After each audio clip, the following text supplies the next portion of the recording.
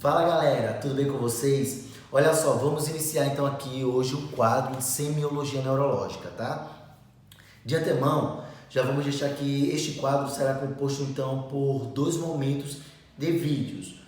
Em um primeiro momento nós iremos abordar o exame físico detalhado, é o passo a passo do exame físico. E em segundo momento nós iremos abordar um exame físico mais direcionado nas grandes síndromes neurológicas.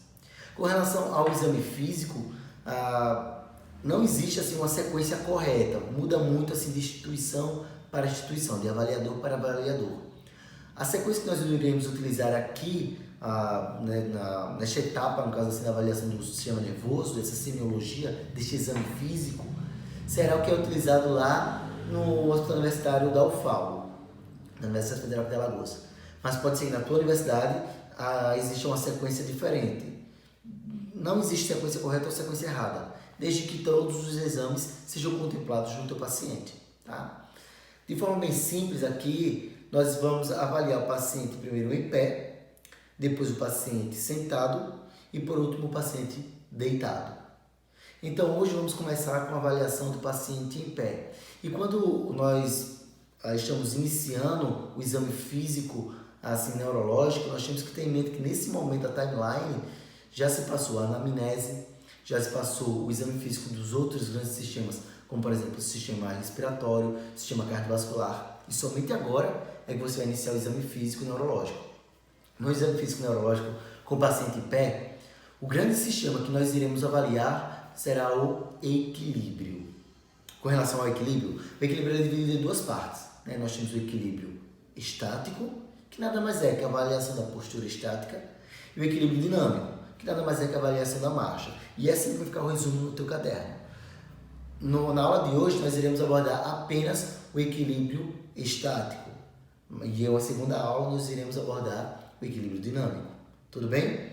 Então, vamos iniciar. Com relação ao equilíbrio estático, a primeira coisa que nós temos que ter em mente é que há muitos anos atrás, nós éramos quadrúpedes, né? E algumas estruturas foram evoluindo, né, como o sistema locomotor e também algumas estruturas do sistema nervoso foram se adaptando para que a gente conseguisse ficar mais tempo em pé, né, de forma equilibrada. E quais estruturas seriam essas assim, necessárias para que a gente tivesse o equilíbrio? E é isso que nós iremos ter que aprender ao final desse nosso bate-papo, tá? A primeira coisa que nós podemos pensar, assim, de forma bem simplória mesmo, é que para ficar em pé, para conseguir ter o equilíbrio, seria necessário a minha visão, né? Eu enxergar as coisas que estariam ao meu redor facilitaria, né, o meu equilíbrio quando eu estivesse ali em pé. Beleza, então precisava da visão para avaliar tudo que está ao meu redor e talvez sentir as coisas que estavam ao meu redor. Também não seria necessário? E é aí que vai entrar então a chamada propriocepção, né? Propriocepção é essa capacidade da gente sentir o nosso corpo. E aí você consegue sentir, por exemplo, na próxima aula, nós iremos aprender ali os 4 passos, por exemplo, do apoio da planta do pé no chão durante a marcha, e você vê o quão a propriocepção ela é necessária. Tá? E a propriocepção é necessária desde agora, para que a gente consiga ter esse nosso sentido de equilíbrio. E por muito tempo, apenas esses dois itens, esses dois pilares, foram considerados como os únicos necessários. E por muito tempo, as pessoas que eram avaliadas com um teste de equilíbrio, elas eram avaliadas com os olhos abertos e percebia se ela tem equilíbrio ou não. Depois mandava fechar os olhos. Se elas caíssem, alteração da propriocepção. Era quase que pacto gnomônico, né? Mas com o passar do tempo, foram surgindo novos estudos, novas avaliações e entrou um terceiro pilar, né? Aí, o sistema vestibular, né? As funções vestibulares acabaram também tendo a sua função, porque ela, a partir do nosso centro gravitacional, conseguiria nos posicionar no espaço. E isso é tão verdade que em um vídeo, né, quando os primeiros, né, astronautas chegaram à Lua, que eles chegaram lá para começar a caminhar, meio que eles desaprenderam, né, como caminhar. É um vídeo assim interessante, que eles acabam assim apostando uma corrida, meio que saltando, pulando, porque era uma forma assim, um pouco assim difícil de acontecer quando você mudou seu campo gravitacional. Tudo bem até aí, né? Contei toda essa historinha aí para mostrar esses 3 pilares, mas mais do que isso, né, eu quero falar para vocês que não é necessário ter os 3. E você sabe disso, porque eu te falei que é necessário você ter visão, propriocepção e a função vestibular, mas nesse momento você falou aí, Wellington, tá, enquanto você estava falando aí, eu me levantei aqui, fechei os olhos e eu continuei em pé sem cair. Eu perdi a visão, que era um dos 3 pilares, e ainda assim eu consegui ficar equilibrado. E é exatamente essa a resposta. Nós, seres humanos, precisamos de 2 desses 3 pilares para que a gente consiga ter equilíbrio. E este aí é o primeiro ponto que é muito cobrado nas provas de neurologia, tá? Você tem que saber quais são os pilares necessários para ter equilíbrio e ter algo a mais. Saber que você precisa de apenas 2 desses para manter o teu equilíbrio. Com 2 você consegue ter equilíbrio, mas se você tiver apenas um, então não mais você conseguirá ter o teu equilíbrio, tá? E com relação a essas 3 funções aí, a visão, a propriocepção e a função vestibular, existe um grande maestro que comanda essas 3 funções. Esse grande maestro é o cerebelo. E o cerebelo, uma vez que ele esteja disfuncionante, é como se eu perdesse essas 3 funções ao mesmo tempo, porque não tem mais uma pessoa que consiga agora orientar estes 3 pilares. De certa forma, eu estou falando para vocês que o paciente que tem uma disfunção cerebelar seria o mesmo que ele perder essas 3 funções, de uma forma comparativa, tudo bem? Pensando nisso, para avaliar o nosso paciente, nós fazemos o chamado teste de Romberg, né? O que foi Romberg? Romberg foi um grande neurologista que lá no passado, o que ele fazia era, ele avaliava o paciente, a questão do seu equilíbrio, pegava esse paciente em pé, mandava o paciente ficar 30 segundos ali com os olhos abertos, depois pedia para que esse paciente fechasse os olhos. Se esse paciente caísse, era patognomônico de ter uma doença chamada tabes dorsalis, uma condição chamada tabes dorsalis, né, com uma lesão na parte posterior da medula, geralmente ali ocasionada por sífilis. E mais à frente é que foi descobrir então as funções vestibulares, e aí acrescentou também a vestibulopatia a esse teste de Romberg. Com relação ao teste de Romberg, ou Bront-Romberg, como também é postulado, como vocês queiram chamar, é necessário que o paciente em pé, com os olhos abertos, ele tenha uma estabilidade. Contudo, quando esse paciente fechar os olhos, ele vai ter uma diminuição do seu equilíbrio. Isso aqui é necessário, isso aqui é a descrição do teste de Romberg, tá? Então, quando eu estiver com os olhos abertos, eu tenho que estar com um equilíbrio estável, e quando eu fechar os olhos, eu vou ter esse equilíbrio instável. Pensando assim, você vai pensar agora, tá? Então, se eu tiver uma alteração da minha propriocepção, quando eu fechar os olhos, eu perco 2 pilares. E eu falei para vocês que com um pilar apenas não conseguiríamos ter equilíbrio. Então, neste momento, o paciente vai cair. Então, se o paciente tem, por exemplo, uma lesão da propriocepção, tem uma tabes dorsalis, então ele perdeu esse pilar. Contudo, ele ainda tem a função vestibular e ele tem a visão. Era apenas a propriocepção que estava lesionada. Mas no momento que ele fecha os olhos, ele perde a visão. E agora sobrou apenas uma função, que seria o vestíbulo. E não mais o paciente consegue ter equilíbrio.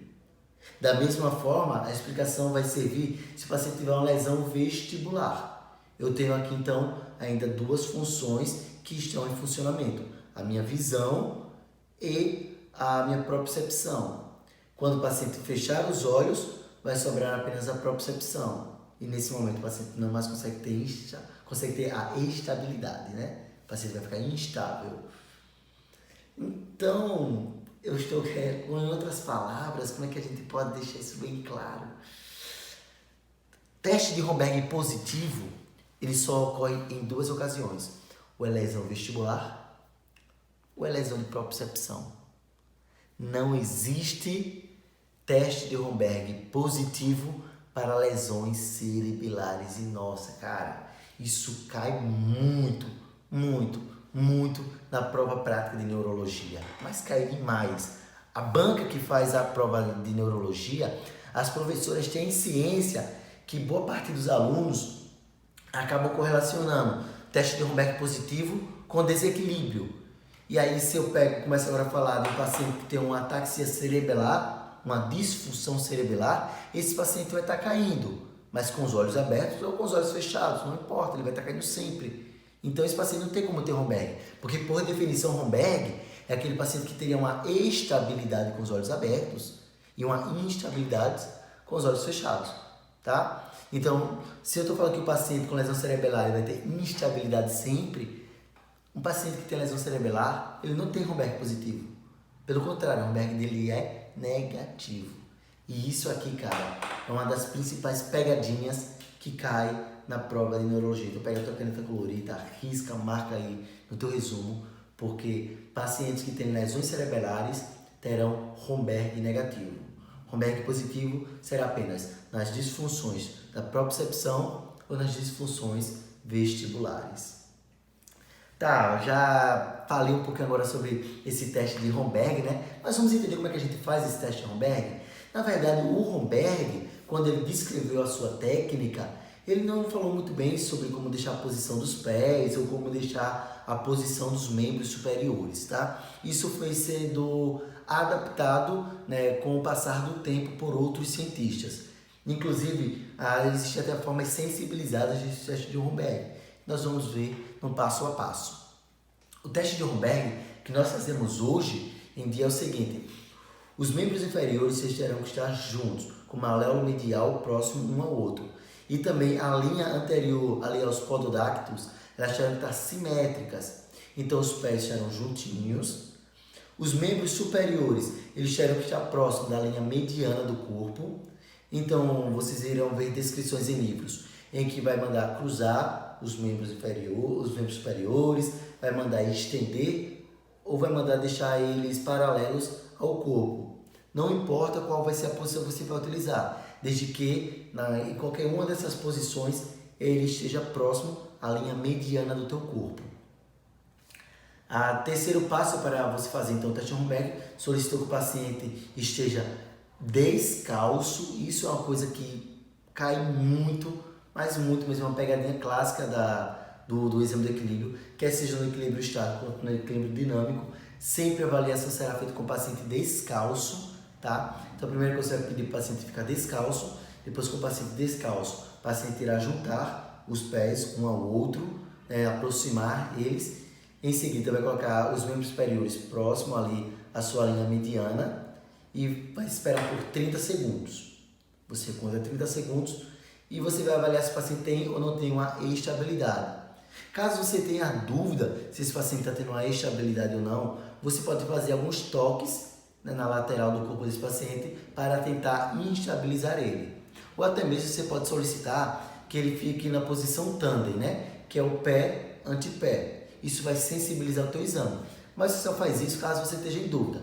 Caso você ache que o paciente está ali com uma estabilidade muito boa, não precisa fazer. Caso você já veja de cara que ele está instável, também não precisa fazer, né? O paciente com os olhos abertos já está caindo, não precisa sensibilizar. Se ele já está caindo, sem essa sensibilização, beleza? Vamos lá, então esperou 30 segundos. Neste segundo momento agora, você vai solicitar que o paciente feche os olhos. Com o paciente com os olhos fechados, você vai avaliar por 30 segundos se ele irá instabilizar. E o que vai ser esse Romberg positivo? O paciente, quando ele perder a sua instabilidade, ele vai abrir a sua base, então vai afastar os membros inferiores, ele vai afastar os membros superiores, né, da sua linha gravitacional, do seu eixo gravitacional, ou seja, da linha mediana do corpo, e ele vai abrir os olhos. Isso tudo simultaneamente. Esse é o Romberg positivo. Existem alguns quadros, né, por exemplo, psiquiátricos, como por exemplo na histeria, em que o paciente ele até abre a base, afasta os membros inferiores, ele afasta os membros superiores, mas permanece com os olhos fechados. Isso nós chamamos de pseudo-Romberg. Não é Romberg positivo. Para ser Romberg positivo, o paciente tem que afastar os membros inferiores, abrir os braços e abrir os olhos. Tudo isso simultaneamente, como se fosse um reflexo de susto. porque ele está prestes a cair. Tudo bem? Além disso, né, essa vai ser a posição que o paciente vai estar lá. Mas e você, examinador? Será que você também tem posição correta? Isso é muito cobrado também nas provas práticas de neurologia, tá? A função do examinador não é estar atrás do paciente nem à frente do paciente. Ele tem que estar na lateral do paciente. Por que na lateral? Porque com os dois membros superiores estendidos, você vai proteger o paciente caso ele venha a estabilizar, para que você evite que esse paciente caia. Em especial se for um paciente idoso, que lembra que queda é uma das principais causas de mortalidade e também de morbidade nos pacientes idosos. Então você vai sempre ficar na lateral, protegendo esse paciente para evitar que ele caia. E ficar na lateral é interessante porque você vai ficar todo momento olhando para os olhos do paciente para saber se quando ele abrir a base dele, ele irá ou não abrir os olhos. Porque eu já te falei que existe o pseudo-Romberg. Então, você como examinador ficará na lateral do paciente, com os braços estendidos, e o paciente ficará entre os seus membros superiores, com os membros superiores dele próximo ao tronco, os membros inferiores juntinhos, com os olhos abertos no primeiro momento e no segundo momento com os olhos fechados. Lembrando que o paciente sempre estará descalço. Até aqui, então, nós entendemos como é, então, essa avaliação desse exame, né, do teste de Romberg. Existem alguns tipos clássicos de queda neste paciente. E isso nos diz muito com relação a onde está a lesão do paciente, tá? Se o paciente tiver uma lesão vestibular unilateral, ou se o paciente tiver uma lesão hemisférica do cerebelo, o paciente ele vai cair para o lado afetado, tanto na lesão hemisférica do cerebelo, quanto na lesão vestibular unilateral. Vai sempre cair para o lado que estiver lesionado, para o lado afetado. A diferença para distinguir um do outro é que na lesão vestibular o paciente só vai cair quando fechar os olhos. Já na lesão cerebelar, o paciente já vai estar caindo mesmo com os olhos abertos, tá? Contudo, se o paciente tiver uma lesão bilateral dos vestíbulos, ou se o paciente tiver, por exemplo, uma lesão no vermes cerebelar, ele vai cair na lesão vestibular, ele pode cair para um lado ou para o outro, ou mais clássico, vai ter uma queda antero-posterior, tá? Uma estabilidade antero-posterior. Já no paciente que tem uma lesão cerebelar, que é uma lesão no vermes, ele pode também cair tanto para qualquer lateral ou para uma estabilidade antero-posterior, pode cair para qualquer canto. A diferença vai ser que no cerebelar ele vai cair mesmo com os olhos abertos e na vestibular apenas quando fechar os olhos. Já com relação à propriocepção, é necessário que haja uma propriocepção importante para que o paciente tenha estabilidade quando fechar os olhos. É por isso que o clássico vai ser a TAB Giossalis, vai ser a lesão na parte posterior da medula do paciente, que nós iremos abordar mais à frente quando a gente detalhar a parte da anatomia. Tudo bem? Mas tudo bem, já entendi então esse tipo de queda que o paciente vai sempre cair para o lado afetado, tá? Vamos agora só entender que não é apenas isso que eu tenho que avaliar no paciente. Quando eu estou avaliando um paciente na medicina, então na neurologia ela vai ser diferente, então, na medicina por completo, quando eu estou avaliando o paciente, eu avalio também a sua ectoscopia, tá? A sua posição. Então, quando eu estou avaliando o paciente no seu equilíbrio estático, o paciente muitas vezes ele vai adquirir algumas posturas e essas posturas vai nos dizer, vai nos remeter a alguns quadros sindrômicos clássicos, tá? Como por exemplo, um paciente que ele tem um quadro de síndrome parkinsoniana. Um paciente que tem uma síndrome parkinsoniana, ele vai fazer então ali uma flexão do pé. O paciente ele vai ter a cabeça e também o seu tronco com os ombros anteriorizados, que nós chamamos de camptocormia, tá? E outras coisas, como por exemplo, os membros superiores deles irão estar fletidos, os membros inferiores também vão estar semifletidos, mas tudo isso nós iremos ver mais à frente do curso, quando a gente estiver vendo uma aula de síndrome parkinsoniana. Só quero que você tenha noção agora, neste momento, né, desse bate-papo, que além de eu avaliar no equilíbrio estático do paciente, eu também já posso dar uma olhada na avaliação, na inspeção deste paciente em pé, porque a depender da sua grande síndrome que ele vai entrar neurológica, ele vai mudar a sua posição no corpo quando estiver em pé. Mas isso nós vamos ver uma a uma mais à frente. Existe também outras formas de exames, na verdade alguns testes que nós não utilizamos lá no HU da UFAO, tá? Então muito provavelmente não vai cair na tua prova. É apenas um algo a mais, tá? Para quem gosta de neurologia. Existem alguns testes mais refinados que surgiram depois do Romberg. Nós poderíamos falar até que é um Romberg modificado, tá? Romberg mais refinado. Existia um neurologista chamado Roper que durante o exame do teste do Romberg, ele começou a solicitar que o paciente ficasse a todo momento virando a cabeça para um lado para o outro, para um lado para o outro. Dessa forma, ele excluiu a função vestibular e sobrou apenas a propriocepção para ser avaliada. E aí ele conseguiu fazer um exame mais direcionado para saber se o paciente teria ou não uma disfunção da propriocepção. Mas isso são pontos a mais que não são cobrados lá como seu conhecimento no exame neurológico da sua prova de neurologia.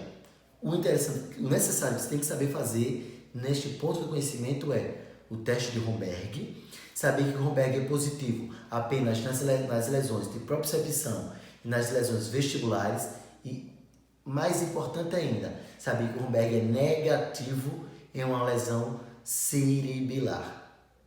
Foque apenas nestes pontos de saber que o exame físico é feito descalço e que você, quando examinador, terá que estar na lateral do paciente. E depois solicita que faça 30 segundos com os olhos abertos e depois 30 segundos com os olhos fechados. Lembrando que aquela sensibilidade que a gente utilizou lá nos olhos abertos, como por exemplo a posição de tandem, a posição pé-antepé, ela também pode ser utilizada com o paciente com os olhos fechados.